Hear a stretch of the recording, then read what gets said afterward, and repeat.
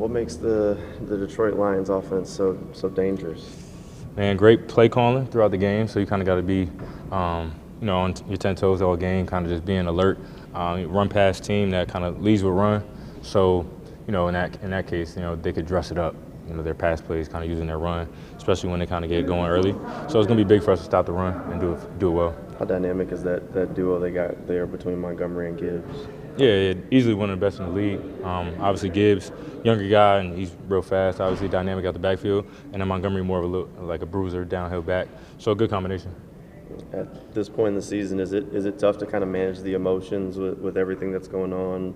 The losses have kind of stacked up. Quarterback hurt.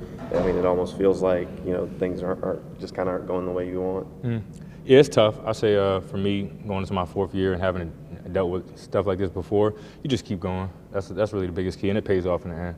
So as hard as it is to look around and kind of smell the flowers, as they say right now, it's not really that kind of temperature in the building. You more so just want to keep working, just deal with adversity as you need to. How would you evaluate the frustration after this loss compared to other losses this past weekend? Yeah, I mean, as a team, it's super frustrating. I think the emotion in the locker room kind of spoke to that. But as we move forward, I think it's really always something that you could hope for, especially in the NFL. Like I said, they make it so that Week 18 is something that you could play until. So, for us, we still have a chance to get where we want to go. Obviously, it's going to be extremely difficult, and we have a long road ahead. But taking it week by week, and more importantly, day by day, could put us in the right spot. What was that emotion post game this week compared to previous weeks? I think just real big disappointment. I think from the team. I think from a defensive standpoint, wishing we even did more. I think we had obviously good performance, but wishing we can make one more play. Maybe I finished the interception, little things like that. That kind of hurt going into a week, coming out of a game like that. Yeah, the saying that turnovers come in bunches. Does it feel like after getting, I think 4 of the last 2 weeks that now the dam's kind of starting to break? Yeah, a little bit. I think a lot of it is really just playing together. Turnovers do not happen because of one player. It is all 11 players on the field making it happen, whether it's disguising, pass rush. So just coming together as a defense, kind of you see the turnovers start coming. You alluded to it a little bit, but just the explosive plays. You guys were able to kind of limit those last week coming into it. We talked to Doug earlier. The Detroit Lions are a team that they like to take their shots. Is that kind of an emphasis for you guys this week, or is it kind of just play it out the way you guys have been doing? Yeah, it's going to take a lot of, obviously staying on top and our corners covering well. As a safety, just continuing to study the tape, getting a good feel for, where the quarterback wants to go, any tendencies we can get. And then, like you said, explosive team, and they kind of live off of that. So, kind of doing that along with stopping the run will put us in a good spot. Obviously, we saw them taking a lot of shots and led to a lot of turnovers for Houston to be able to get you guys got your hands on some balls last week as well against Minnesota. Of course, you can't duplicate different team and everything, but does that sort of kind of play out? They're going to take your shots, so there's a little bit more emphasis on being available to get those turnovers? Yeah, absolutely. So, I mean, just a team like Houston kind of putting that on tape is a good indicator for us to, of what's possible. So yeah, we've been watching that. Yes. I mean, it's a great team, great coaches as well. I just feel like we have to go out, and it's more so about us than them. Two-headed running back, though, back there. So the guys that have actually split the carries equally this year. How about the skill set that they present? Great. They both bring a lot to the game. Like you say, they both right there with each other in carries. I mean, we just got to do what we do best. It's all about us. It's not about them at all. How difficult is it to, manage the emotions of the season right now when the losses have kind of stacked up? Your quarterback has injuries, there are injuries at other spots. Kind of feels like stuff's just not going right. Yeah, I mean, now we're to a point now where we dug ourselves in the hole. But if you look at our schedule, I mean, it's really not over with us. We just made it a little harder on ourselves where we have to go out and win every game from here on out. And I feel like that's definitely accomplishable with the team that we have and where we're trying to go. Cisco said he's seeing guys buying even more now at this point in the season. Are you seeing the same thing? Most definitely. Like we always talked about every year I've been here, late in the season, once it gets to like the late November, December, you have to win those games in the stretches if you want to be considered in the playoffs or wild card, whatever. Kind of a high-risk, high-reward offense you guys are playing coming up on Sunday. How important is it to take advantage of those opportunities to maybe even if not just getting your hands on the ball, but maybe get your hands on the quarterback? It's going to play a major role. For me, I like to look at it as if we do what we need to do up front by stopping the run, then once we stop the run, I feel like we can get out any quarterback regardless of who's on the offensive line. Like I always say, it's about us more so than about them. And if we're able to do that, then I feel like we'll have a good chance at winning this game. Have you ever stopped and thought about what would have happened if you went to Detroit first overall? Never. No. Never. In last week's game, did you feel like on the penalty that you got at the end that it was just a question of I knew it was going to be you. did you feel it was just your competitive desire? You just knew you had to get a ball. Something had to happen because time was running out. So since you asked kind of in detail, for me, it was just one of those plays to where I'm a guy, I'm always play through the whistle. I'm not trying to hurt anybody or anything like that, but from my perspective on the field, seeing what I seen, him being on top of another player, Fourier driving him back up, and me not hearing the whistle, so I'm just steady punching at the ball, trying to get it out and make a play for my team. How big would a repeat performance for this defense be to kind of keep a high-powered offense at bay? Say that again? How big would it be for this defense to kind of have a repeat performance keeping an opposing offense at bay? Major. I feel like last week, the whole defense as a collective, we played pretty good. Just a few minor things here and there. But like I said, if we can carry that over from the last week or so and to this week, I feel like we'll definitely have a great chance of getting our goal accomplished, and that's winning. All we have to do is just keep the team from scoring, regardless of if our offense score or not. We get takeaways and we score on defense. We don't have to worry about losing the game. Sewell's considered one of the best right tackles in the league. Does it show up on tape, and how much do you kind of relish that matchup, good versus good? Well, he's definitely a great player. He's been one of those guys that's been talked about a lot in the media, and you turn on the film, you see the work that he does. Obviously, I'm looking forward to it, and it's going to be a great challenge. What sort of matchup nightmares does he create when he gets out in space like he did this past Sunday where he's the lead blocker? For me, I wouldn't say it's any nightmares, but to any guys on the back end, that's probably a question for them. What's more satisfying to you, using your power to overtake somebody to get to the quarterback, or doing what you did last week where you knifed through two defenders and just immediately got to the quarterback? Power. It's all about taking manhood for me. You mentioned the takeaways. The takeaways were hard to come by early. They always say they come in bunches. Do you feel like last week was maybe the start of kind of the faucet opening up a little bit, dam breaking? Yeah, turnovers, like we say, we always harp on getting the ball off of them. I feel like once we get the ball off of them, then everything is in our hands. I feel like we can help put offense in great field position to go down and score, or even once we get our hands on the ball, we can go score ourselves. And that's what I was saying earlier, to where if we do get our hands on the ball, we can go score, and as long as we keep the offense from scoring, then we win. Yeah, well, I think it's just getting repetitions in that QB1 spot, right? You do your best to acclimate yourself throughout the work week if you're not in that first team and Mac is the ultimate professional. But there's something different to actually getting those reps. So for him, I know he's got a fire underneath him this week. I think we all do, and we're excited to get some more practice with him. How challenging is this Detroit defense, and what looks do they present? Well, not only is it a good scheme that they run, but individually they have talent all over the defense. I think especially the interior of that defensive line is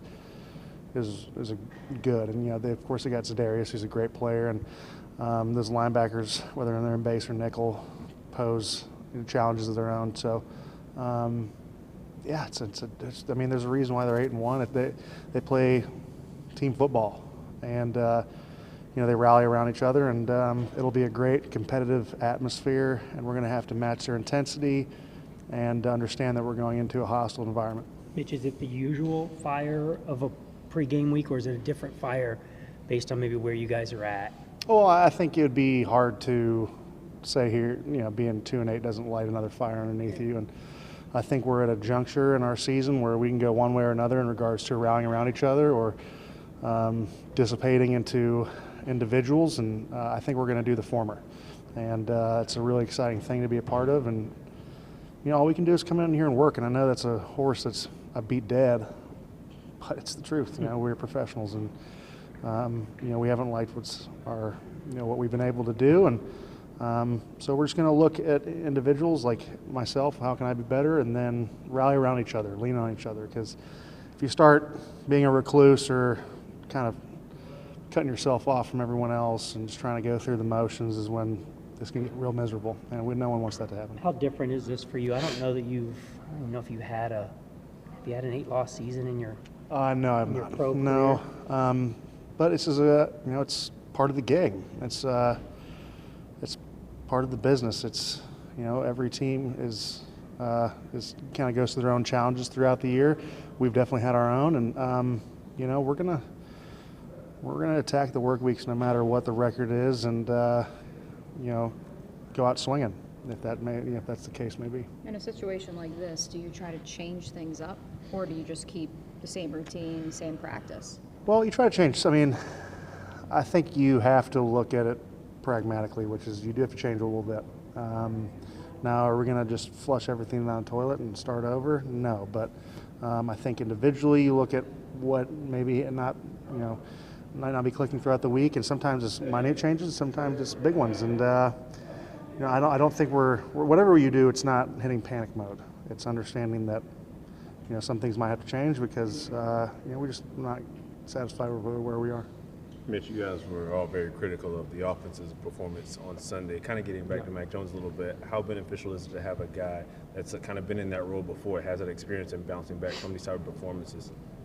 Yeah, well, Mac's a pro, and he's been there before, and he's such a competitor, and the only thing that I'm not a fan of is how much he puts on weight he puts on his shoulders, and if that's the problem you have, then that's a good one. So, we're just going to try to make his job as easy as possible, understanding that QB position is a unique one, and come out and just compete.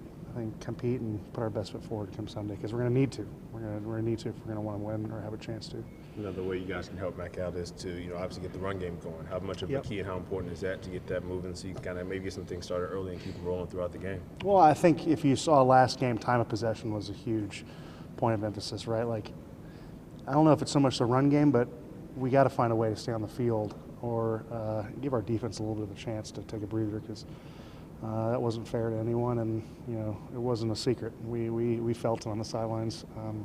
So if that means incorporating the run game or doing whatever we need to, we're going to try our best. I mean, it's very simple. Just got to play better. Got to execute. Everybody has to do their job better. Yeah, it's very simple. We're going to get another opportunity on Sunday. That's the best part about it. We're going to attack it head on. I had a great day today. Energy in here is great. Attitudes are great, and so that's how we're going to roll. We're going to continue to fight, and good is eventually going to come for sure. Confidence level with Mac Jones getting a second opportunity now, full week of practice, knowing he's the guy. Yeah, no, it's another great opportunity for him as well. Some adversity in the game. We all had our own adversity in the game. We all had our own part in Sunday. We all have corrections to make, and we all have something to answer, so including him. So we're all riding together. We're going to ride together. We're going to die together. That's the motto I've been rolling with, and definitely going to roll into Detroit with it for sure. You mentioned the energy. A couple of guys said that at this point in the season they're seeing guys buying more. Yeah. Is that what you're seeing? Yeah, I think that's really that's the real excitement in something like this. Obviously, this is not what we want to be. This is not what we expected, but what a great opportunity to respond to adversity, to go head on to something really challenging, something that's the 1% get to do every Sunday. That's the exciting part of it, and that's the same way for me. I see a beautiful opportunity in this to continue to lead, continue to work, continue to grind, continue to attack this thing head on, and I'm in an environment surrounded by that with the other guys. So just a great opportunity, and definitely the energy is great. Is that normal from teams? I mean, when they're struggling like that to buy in like this, or does that just show the type of group you got here? Yeah, it really comes down to how what kind of competitor are you? As a man, as a competitor, when things aren't going right, how do you show up to work every single day? And I think I can only speak on us. We have the right guys in here that answer that bell every time. So obviously the situation is not what we want, but we all make that decision in the morning when we wake up to come in here with the right mindset and the right work ethic. So definitely blessed to be around that. We're going to continue to work to make our situation better. Do you you feel like you're seeing that buy-in outside of the locker room, everyone in the organization, coaching staff across the board? Yeah, that's the like I said, that's the beautiful part in this is just the opportunity to respond. I think adversity, every human experiences adversity. There's so much growth in that if you attack it with the right mindset. I just think that's in our DNA here. Obviously, like I said, this is not what we planned for. This is not what we worked for. This is not what we expected of ourselves. We obviously expect more, but there is beauty in the struggle, and there's something to grow from this. There's something to learn from this, and we keep attacking it with the right mindset. Good is going to come. When you talk about adversity, how beneficial is it to have a guy like Mac Jones who's experienced some of that adversity in this role? Yeah, that you have to have that resilient character at the quarterback position. Every quarterback has to have that trait and has to be flexed a lot. So Mac is one of the most resilient players I've been around. He is not fazed by hardship. He attacks it head on, and that's important for that quarterback room entirely. And I think it's contagious in there from the top down. So that's a great aspect for him to bring to us, and we have to help him be resilient, and he's going to help us be resilient. It's all a brotherhood. We're all going to keep fighting together. So that's a great trait Mac has, and he's going to continue to flex it.